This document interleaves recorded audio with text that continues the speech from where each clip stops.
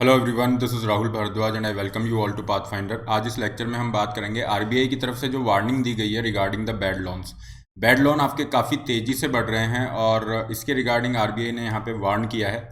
क्योंकि bad loans जो हैं बैंकों की हेल्थ के लिए अच्छा नहीं है, ओवरऑल फाइनेंशियल सिस्टम को इनस्टेबल कर सकते हैं। उसी के रिगार्डिंग अगर आप स्टेटमेंट देखते हैं, स्पेशली आरबीआई की जो फाइनेंशियल स्टेबिलिटी रिपोर्ट थी वहाँ पे इसे आरबीआई ने मेंशन किया है और आरबीआई ने वार्न किया है कि जो आपके बैड लोन हैं ये राइज कर रहे हैं और स्पेशली जो एमएसएमई सेक्टर है, माइक्रो स्मॉल मीडियम एंटरप्राइजेज है, उसके रिगार्डिंग यहाँ पे कंसर्न वाला इशू है। पूरे इशू को डिटेल में हम डिस्कस करेंगे कि ये बैड लोन क्या होते हैं, कितने तरह के होते हैं, क्यों ये राइज कर रहे हैं। फाइन। इंडिया का अभी क्या स्टेटस है बैड लोन का डिफरेंट डिफरेंट कंट्रीज़ के कंपैरिजन में, जैसे चाइना है या जो ब्रिक नेशंस हैं, इनके राइज करने का रीज़न क्या है, आरबीआई इनको क्या सोच रहा है मैनेज करने के लिए, है ना, आरबीआई की क्या स्ट्रैटेजी है, किस तरह से हम इनको मैनेज कर सकते हैं। पूरे इशू को डिटेल में डिस्कस करेंगे। आगे बढ़ने से पहले this is a brief introduction about me. ये टेलीग्राम चैनल है, इस पर आप मुझे फॉलो कर सकते हैं to get access of the PDF and other free sessions. So let's get started and ये देखिए यहाँ पे भी हेडलाइन में बैड लोन एक वर्ड यूज़ किया है, तो पहले बैड लोन को समझते हैं। बैड लोन देखिए, बैंक अगर कोई भी लोन दे रहा है, फॉर एग्जांपल बैंक ने 100 करोड़ रुपए किसी को लोन दिया है, तो जो भी लोन एक्सटेंड करता है बैंक, वो बैंक का क्या है, असेट है। असेट है क्योंकि लोन के ऊपर बैंक को इनकम हो रही है, इंटरेस्ट है, एटसेट्रा। और जब वो आपका लोन की रिकवरी मुश्किल हो जाती है, फाइन, इन दैट सेंस, तो वो लोन आपका क्या हो जाता है, बैड लोन के अंदर आपका कन्वर्ट हो जाता है। तो एक तरह से आप कह सकते हो कि बैड लोन एक नॉर्मल वर्ड है, उसी को बैंकिंग जो टर्मिनोलॉजी है, ओके, बैंकिंग इंडस्ट्री में बैड लोन के लिए एक टर्म यूज़ की जाती है, उसे हम कहते हैं NPA, non performing asset. NPA का नाम आप काफ़ी बार सुनते होंगे। एनपीए को अगर हम देखें तो नॉर्मली अगर कोई भी कमर्शियल लोन है, ओके, कोई भी इंडस्ट्री, किसी ने भी लोन लिया है बैंक से, और उस लोन को अगर वो 90 डेज तक, उस लोन पे 90 डेज या 3 महीने तक कोई भी किस्त, ओके, उसकी ईएमआई की, चाहे वो इंटरेस्ट हो, प्रिंसिपल हो, वो अगर रिटर्न नहीं होता है, क्लियर, तो उसे हम क्या कहेंगे, एनपीए के अंदर कंसीडर कर लेंगे। कोई भी कमर्शियल लोन जिस पे 90 डेज तक ड्यू चल रहा है, उसकी किस्त आना बंद हो गई है, तो वो कमर्शियल लोन एनपीए के अंदर चला जाएगा। नॉन परफॉर्मिंग असेट, क्यों? क्योंकि वो लोन पहले परफॉर्मिंग असेट था। जैसा मैंने आपको बताया, लोन एक तरह से असेट होता है, परफॉर्म कर रहा है मतलब वहां से इनकम जनरेट हो रही है। अभी वहां से आपको किस्त आना सब बंद हो गया, तो वो नॉन परफॉर्मिंग हो गया, परफॉर्म नहीं कर रहा है, वहां से बैंक को कोई भी इनकम नहीं हो रही है। तो ये अलग अलग क्राइटेरिया है। जैसे कमर्शियल लोन में आपने 90 डेज तक इसको ले लिया, कंज्यूमर लोन में यही चीज़ 180 डेज के लिए होती है, और एग्रीकल्चर लोन में आप देखेंगे तो मैक्सिमम इसमें 2 साल का होता है, या फिर 2 हार्वेस्टिंग सीजन होते हैं। अगर कोई भी एग्रीकल्चर लोन किसी ने लिया है, तो उसको अगर रिटर्न नहीं किया जा रहा है या उस पर जो भी ड्यू चल रहा है वो 2 साल या 2 हार्वेस्ट सीजन के लिए है, ओके, वैसे तो 2 हार्वेस्ट सीजन होता है, मैक्सिमम पीरियड 2 साल है, तो उसको हम क्या कहते हैं, एनपीए कह देते हैं। और ये एनपीए ही क्या है, एनपीए ही बैड लोन है। यहाँ पे एक कैटेगराइज किया गया है, एनपीएस की कैटेगरी यहाँ पे डिफाइन की गई है, ओके। तो एनपीए को अगर आप कैटेगरी के बेसिस पे देखेंगे, ऐसे एनपीए जो 1 साल से कम, ओके, 1 साल से कम उनको टाइम हुआ है एनपीए हुए, उनको हम कहते हैं सब स्टैंडर्ड असेट या सब स्टैंडर्ड एनपीएस कहा जाता है। ऐसे एनपीए जिनको 1 साल से ऊपर हो गया है, तो जितना ज़्यादा टाइम यहाँ पे निकलता जाएगा, जो 1 साल से भी ज़्यादा से एनपीए हो गए हैं, उनकी रिकवरी डाउटफुल होती जाती है। तो उनको डाउटफुल कैटेगरी में रखा जाता है। क्यों? क्योंकि पिछले 12 महीने से उस पर किस्त नहीं आई है और चांसेस कम हो जाते हैं कि आगे भी कोई वहाँ पे रिकवरी होगी।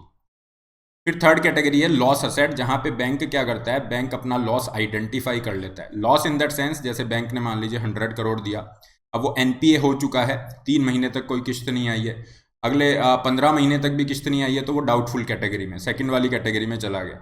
इसी तरह से अगर उस पर बैंक को ये लगता है कि अब कोई चांस नहीं है यहाँ पे रिकवरी का, तो वो 100 करोड़ रुपए बैंक के क्या हो गए, एक तरह से डूब गए, तो बैंक क्या कहेगा, उसके लिए लॉस, मतलब 100 करोड़ का बैंक को लॉस हो गया। तो ऐसे जो असेट्स होते हैं उनको लॉस असेट्स में काउंटर इंक्लूड किया जाता है। ठीक है, अब यहाँ पे एक टर्म यूज़ किया गया, रिटर्न ऑफ, मतलब बैंक ने उसे रिटर्न ऑफ नहीं किया है, तो वो लॉस असेट है। देखिए, रिटर्न ऑफ का मतलब है, मान लीजिए बैंक का ये 100 करोड़ हम मान रहे थे, 100 करोड़ का ये लोन है और ये एनपीए हो चुका है, फाइन। तो बैंक क्या करते हैं, वो एनपीए हो गया मतलब वो लॉस है, वो बार बार बैंक की बैलेंस शीट में रिफ्लेक्ट करेगा, तो बैंक उससे वहाँ से अकाउंटिंग जो उनका है बैलेंस शीट है, वहाँ से उसको हटा देते हैं। एक तरह से वहाँ पे उसको दिखाएंगे नहीं। फॉर एग्जाम्पल, आपने किसी को लोन दे रखा है, मान लीजिए आपने 1 लाख रुपए किसी को दिया, आप बार बार मांग रहे हो, ठीक है, तो आपको वो मिल नहीं रहा है, तो आप क्या करोगे, अपने एक बार दिमाग से उसको निकाल दोगे, लेकिन ऐसा नहीं है कि आप उसको रिकवर नहीं करोगे, लेकिन अभी के लिए आपने उसको भुला दिया ताकि आपको बार बार परेशानी नहीं हो। फिर जब भी वो बंदा मिलता है आप उससे रिकवर उसको कर लोगे जब भी आपके पास मौका होता है। तो बैंक भी कुछ इसी तरह से करते हैं, वो अपनी बैलेंस शीट से उस एनपीए को हटा देते हैं, तो उसे हम कहते हैं रिटर्न ऑफ होना। लेकिन इसका ये मतलब नहीं है कि बैंक ने उस पैसे पे अपना क्लेम छोड़ दिया है। बैंक को जब भी मौका मिलेगा वो उसको वापस से क्लेम करेगा, ठीक है, इसे हम कहते हैं रिटर्न ऑफ। ये अलग है लोन वेवर से। लोन वेवर में क्या होगा, जैसे फार्मर्स का जो पैसा होता है, फार्मर्स का लोन होता है, वेव किया जाता है, जिसमें जिसे हम कहेंगे कर्ज माफी। इसमें बैंक क्या करेगा, अगर किसी को पैसा दिया है तो बैंक ने अपना क्लेम छोड़ दिया है, बैंक उसके ऊपर कोई क्लेम नहीं करेगा, वो पूरा पैसा बैंक ने माफ कर दिया है। तो लोन वेवर अलग है, कर्ज माफी, और ये रिटर्न ऑफ अलग है। रिटर्न ऑफ मतलब ये बैंक अपने खुद की कन्वीनियंस के पर्पज़ के लिए कर रहे हैं, इसका मतलब ये नहीं है बैंक ने अपना क्लेम लोन पे छोड़ा है। तो यहाँ पे लॉस असेट में वो होते हैं जिनको रिटर्न ऑफ नहीं किया गया है और बैंक ने अपना लॉस आइडेंटिफाई कर लिया है। तो ये एनपीए की कुछ कैटेगरीज हैं, या आप कह सकते हो बैड लोन की कैटेगरीज हैं। नेक्स्ट हम आते हैं कि बैंकों का जो एनपीए है ये इंक्रीज कर रहा है, और ये आपका 11.2% तक जा सकता है। आरबीआई ने यहाँ पे वार्निंग दिया है। आरबीआई का अगर हम स्टेटमेंट देखते हैं, आरबीआई की तरफ से फाइनेंशियल स्टेबिलिटी रिपोर्ट ये रिलीज की जाती है, यहाँ पे ये सब चीज़ें मेंशन की गई हैं। तो आरबीआई कह रहा है कि अगले साल ये मतलब जो प्रेजेंट फाइनेंशियल ईयर है, इसके एंड में मार्च 2020 तक जो एनपीए है, ओके, ग्रॉस एनपीए जो है वो 9.8% तक इंक्रीज हो सकता है। ये इंक्रीज होकर 9.8% तक जा सकता है नॉर्मल सिनेरियो में। और अगर आपका थोड़ा सा स्ट्रेस ज़्यादा होता है तो ये 11.22% पे जा सकता है। स्ट्रेस ज़्यादा का क्या मतलब है, मान लीजिए इकोनॉमी रिकवर नहीं करती है, थर्ड वेव इंडिया को हिट कर जाता है, फाइन, वापस से आपके लॉकडाउन लगाने पड़ते हैं, बिजनेसेस आपके फेल होना स्टार्ट हो जाते हैं, तो उस केस में क्या होगा, एनपीए इंक्रीज होगा। क्योंकि एनपीए इंक्रीज होने के यही सब रीज़न है।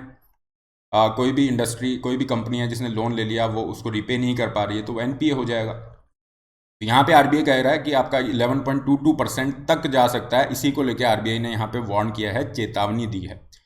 आप प्रेजेंट यहाँ पे कितना है एनपीए, इसे अगर हम देखें तो मार्च 2021 जो लास्ट फाइनेंशियल ईयर था उसमें 7.48% आपका एनपीए था। आप कहोगे सर लास्ट ईयर तो कोरोना की वजह से ये ज़्यादा होना चाहिए, फिर कम क्यों दिखाई दे रहा है। So the thing is that इस पे भी हम आएंगे कि ये कम आपको इतना क्यों दिख रहा है, 7.48% क्यों दिखाई दे रहा है। इससे पहले कुछ इंटरेस्टिंग फैक्ट हम जानते हैं कि एनपीए पब्लिक सेक्टर बैंक्स का ज़्यादा है या प्राइवेट बैंक का ज़्यादा है। Fine. In the last few years, NPA of the banks, okay, as a percentage of total loans has increased from 2.3%. ये देखिए 2008 में इंडिया का जो NPA था, नॉन परफॉर्मिंग असेट, मतलब बैंकों ने जितना, मान लीजिए सभी बैंकों ने मिला के 100 रुपये का लोन दिया है, तो उसमें से 2.3 रुपीज़ ये एनपीए हुआ करता था। अभी ये इंक्रीज होके 2017 का, ये पीआरएस की तरफ से हमने डेटा लिया है, ये 2017 पे डेटा 9.3% दे रहा है। हमारे पास आरबीआई की तरफ से जो लेटेस्ट डेटा है 2021 का, ये क्या कह रहे हैं, 7.48%, 7.48%, मतलब इतना आपका ये एनपीए है।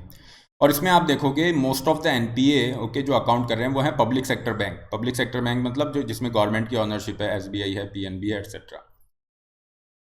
एंड यहाँ पे एक रीज़न इसने मेंशन किया, पीआरएस वाली ये जो रिपोर्ट है यहाँ पे, कि ज़्यादा से ज़्यादा ये जो लोन है, ओके, लॉट ऑफ लोन्स जो अभी आपके एनपीए क्लासीफाई हो रखे हैं, इनका ओरिजिन हुआ था मिड 2000 में, स्पेशली 2008 के आसपास। क्योंकि देखिए 2007-2008 में इकोनॉमिक बूम था और कंपनियों ने काफ़ी सारे लोन लिए, ओके, सब कुछ अच्छा चल रहा था, रिपे भी कर रही थी। लेकिन 2008 का जो फाइनेंशियल क्राइसिस था, उसके बाद काफ़ी कंपनियों को नुकसान हुआ और उनका जो उन्होंने लोन के रूप में पैसा लिया था वो वापस नहीं लौटा पाए और एनपीए आपका बढ़ना स्टार्ट हो गया। तो वहाँ से आप देखेंगे कि 2008 के अंदर 2.3% था और अभी ये बढ़ना स्टार्ट हो गया है और लगभग आपका 9%, 8%, 9% यहाँ पे है, और आरबीआई कह रहा है ये 11% तक भी जा सकता है।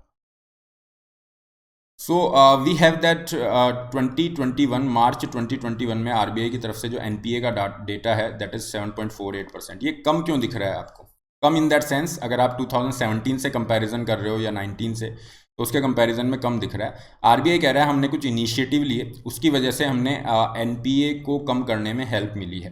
फॉर एग्जाम्पल, आरबीआई ने कहा कि हमने रीस्ट्रक्चरिंग करी है। रीस्ट्रक्चरिंग का क्या मतलब होता है, अगर किसी कंपनी ने लोन लिया है, मान लीजिए 10 करोड़ का लोन लिया है, तो उसकी हमेशा ईएमआई आ रही है, जितनी ईएमआई आ रही है, और उसको मान लीजिए 10 साल में उस लोन को चुकाना है, तो कंपनी कहेगी कि ये इतनी ईएमआई हम आपको दे रहे हैं, मान लीजिए 10 लाख की ईएमआई है, हम इतना नहीं दे सकते, आप ईएमआई को कम कर दो और टाइम बढ़ा दो। तो इसे कहते हैं रीस्ट्रक्चरिंग ऑफ लोन। ठीक है, तो उससे क्या होगा, ये ईएमआई आना स्टार्ट हो जाएगी। अगर ईएमआई बंद हो जाती तो ये एनपीए हो जाता। तो रीस्ट्रक्चरिंग अलाउ की गई, उसकी वजह से आपका एनपीए कम हुआ।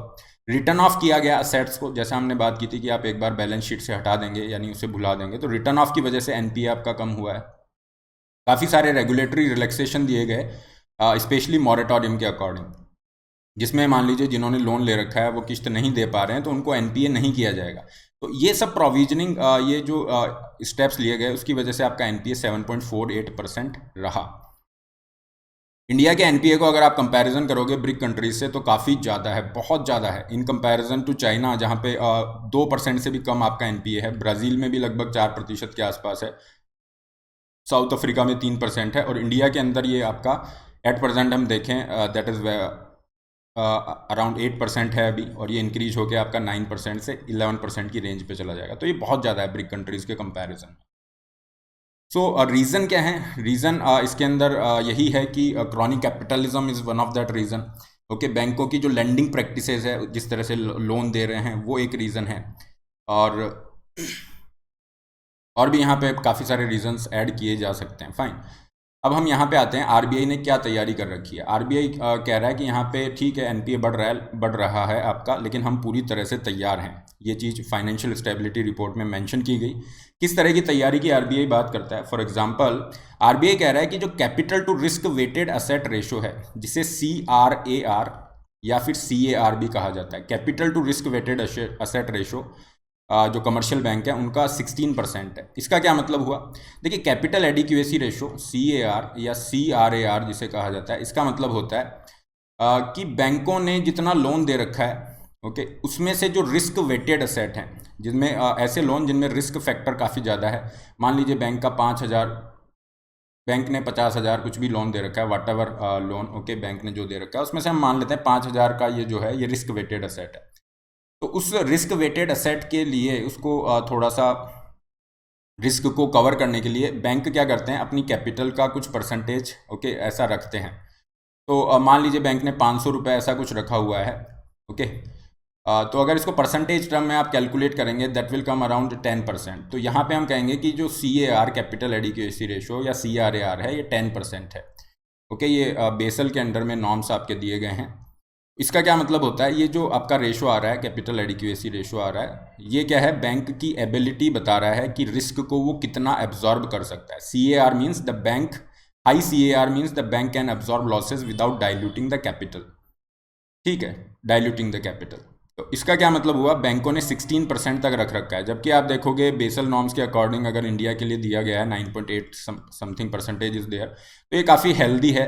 इंडिया का CRAR बहुत अच्छा है। इनकेस अगर इंडिया को थोड़ा सा भी इस तरह से लॉस होता है तो बैंकों के पास ये पैसा रहेगा कि वो लॉस को इस तरह से एब्जॉर्ब कर सकते हैं।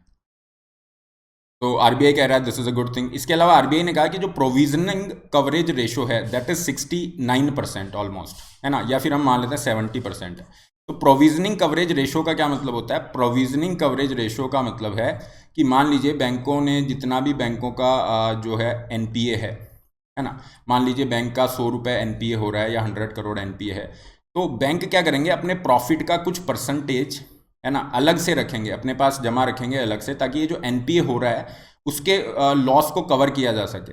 तो यहाँ पे अगर ये आपका कहा जा रहा है कि आरबीआई ने कहा कि ये 68.86% है, मतलब लगभग हम मान लेते हैं 70% है। तो इसका क्या मतलब है, जो बैंक हैं उन्होंने जो एनपीए उनका हो रखा है उसका 70% तक वो अपने हिसाब से मैनेज कर सकते हैं। अगर उनको नुकसान होता है, पूरा का पूरा एनपीए अगर नुकसान में चला जाएगा तो इतना 70% तक वो अपने दम पे उसको मैनेज कर सकते हैं।